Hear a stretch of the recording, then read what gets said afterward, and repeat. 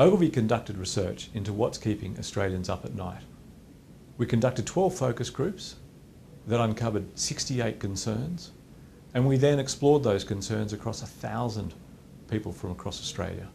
The surprising thing about this research was that it really identified that the things that worried Australians most are the things in their immediate vicinity, the things that impact on them directly. And that's why we've called this research the 1 kilometre phenomenon.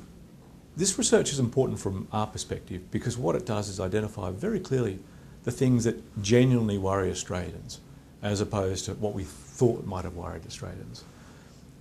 For organisations, this creates a wonderful opportunity to focus in on the areas in which their brands, their organisations can help address those concerns, address those worries, and thus win the trust and support of be they employees, consumers, or voters.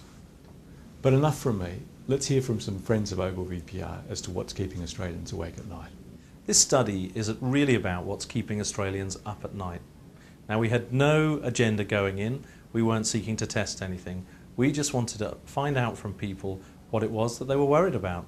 And we simply did that. We didn't set it up. We just said to people, please tell us what your concerns are, what you're worried about. And they did. And we found out 68 different concerns, and we quantified them. What we found was if a person felt subject to financial pressure in their lives, that there was a subsequent feeling of greater concern and less control and influence over just about every other issue that they were worried about. And that was beyond just financial issues. The two most common causes of concern that we found in our study were courtesy and a growing lack of respect. Normally you'd think that this is an attitude that might be confined to older people, but what we found was that this was an attitude that was reasonably constant across the board, right down to younger people. And what this makes us think is that there's a real trap that marketers could fall into today, which is to overgeneralize about groups, particularly different generations, that we hear a lot of talk about Generation Y and how they're completely different from everyone else. But what we're seeing in our study is that there are huge areas of overlap and consistency between generations, as well as variability within generations that marketers, we feel, would be wise not to ignore.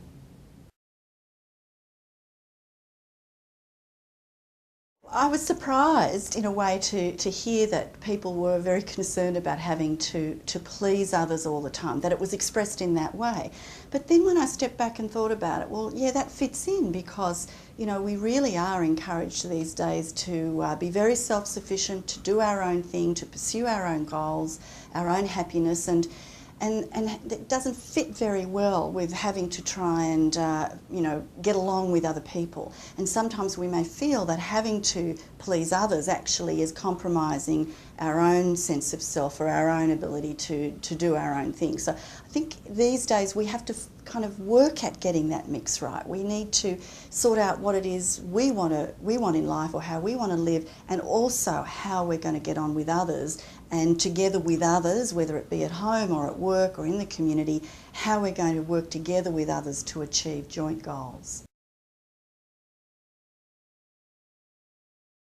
One of the interesting things about this research is what it says about ageing. A couple of the issues that really come out quite highly are the issue of physical capability as people get older, and also mental capacity. We see similar things in other research that we're doing, coupled with the whole issue of malnutrition in the elderly, which is becoming a very, very major problem in our community.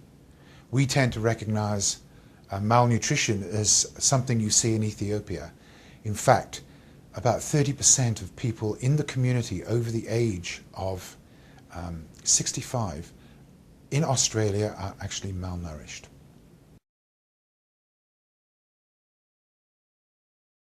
Work-life balance is and has been for quite a while now a major issue, and it's likely to be around for a long time. Australian businesses have a real opportunity to run their concerns substantially more flexibly using modern technology.